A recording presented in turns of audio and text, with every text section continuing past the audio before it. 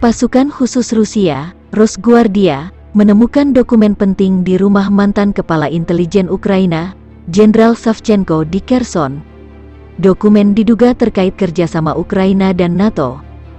Jenderal Vyacheslav Savchenko adalah mantan Kepala Dinas Keamanan SBU Ukraina wilayah Kherson. Detail dokumen akan dirilis militer Rusia seperti halnya publikasi dokumen-dokumen rahasia selama operasi militer khusus berlangsung.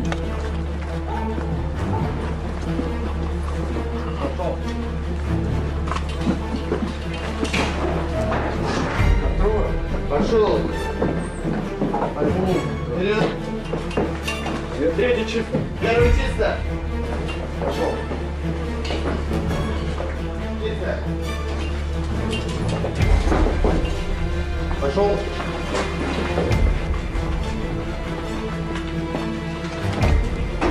Первый чисто. Чисто. Второй чисто. Вперед.